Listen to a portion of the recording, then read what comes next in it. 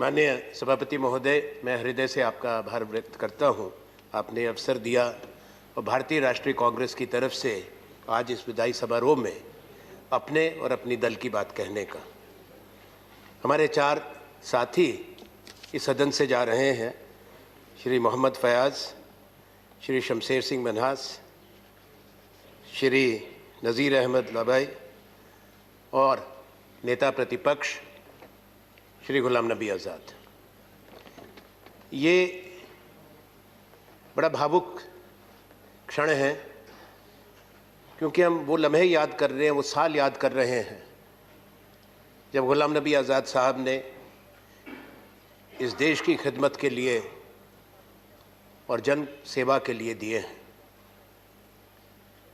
और मैं समझता हूँ जो भावनाएं माननीय प्रधानमंत्री जी ने, शरद पवार जी ने, रेड्डी जी ने व्यक्त की हैं, क्योंकि एक लंबा अनुभव संगठन में, संसद में और पूरे देश की जानकारी। हिंदुस्तान एक बहुत बड़ा देश है, इसकी विविधता है, इसकी विशालता के साथ साथ बड़ी चुनौतियां भी रहती हैं, उनका भी मैं कहूँ आकार उतना ही बड़ा होता है। पर जैसा कहा गया, एक सिर्फ कितने मंत्रालयों का अनुभव, जो शायद दोनों सदनों में कोई व्यक्ति नहीं, कोई पुराना मंत्री नहीं, इसको एक इतना लंबा अनुभव संसद, संसदीय प्रणाली, शासन का और प्रशासन का रहा।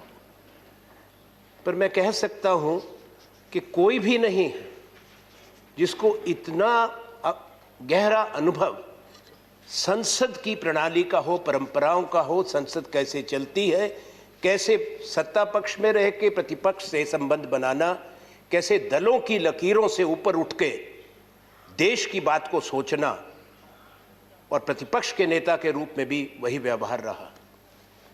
क्यों ये इतना सम्मान गुलाम नबी आज़ाद साहब को है, उसका एक कारण है जो सोचना ज़रूरी है माननीय सभापति महोदय, क्योंकि मेरा एक लंबा साथ रहा है इनके साथ, संगठन में, सरकार में और सदन में, दोनों तरफ जब हम वहाँ बैठते थे और अब यहाँ।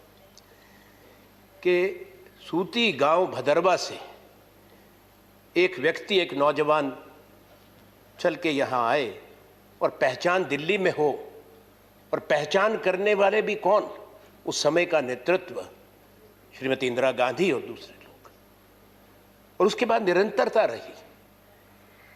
जैसा शरद पवार जी ने कहा कि महाराष्ट्र ने भी स्वीकार किया, राष्ट्र ने भी स्वीकार किया, और संगठन के अंदर कांग्रेस में कोई नहीं जो महामंत्री रहे हों हर राज्य के, चाहे केरल हो, चाहे तमिलनाडु हो, चाहे महाराष्ट्र हो, उत्तर प्रदेश हो, जिस राज्य से मैं आता हूं उत्तर पूर्व हो, एक व्यक्ति है जो पूरे हरियाणा, पूरे हिंदुस्तान के एक एक राज्य का संगठन का प्रभारी रहा। ये गुलाम नबी आज़ाद है, दूसरा नहीं है। उसका कारण मैं आपको बताता हूं। मेहनत कश,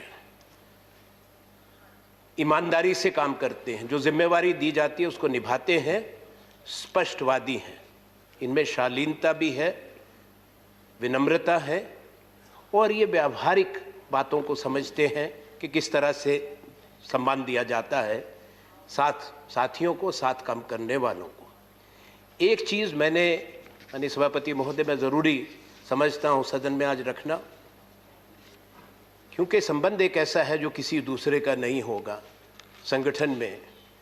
कि मैं प्रदेश का, हिमाचल का जब अध्यक्ष था, ये महामंत्री थे यहाँ पर, और ये अध्यक्ष हुए भारतीय योग कांग्रेस के, तो मैं महामंत्री बन के साथ काम किया।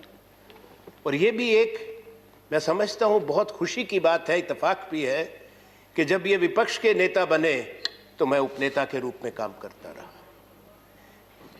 मैं कहना चाहूँगा इस बात को कि कोई दिन, कोई समय ऐसा नहीं आया जब कोई समस्या आई हो सदन के संबंध में भी, संगठन और देश के बारे में, जब मैंने कोई अच्छी बात इनसे नहीं सीखी।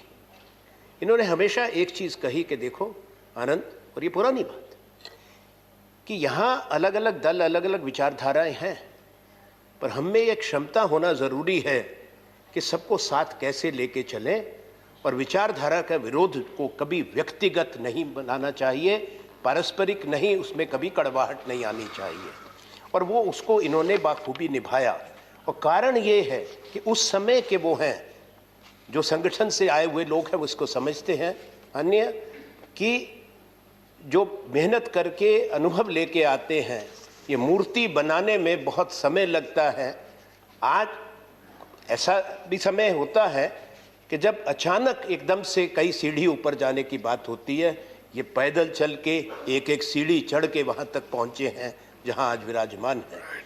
अब सारे सदन की ये भावना, और मैं भी उससे अपने आप को जोड़ता हूँ। हम ये उम्मीद करते हैं कि देश की सेवा के लिए इनका अनुभव, जिसकी कोई मैं कहूँगा बेशकीमती है, और इनकी सेवा मिलती रहेगी।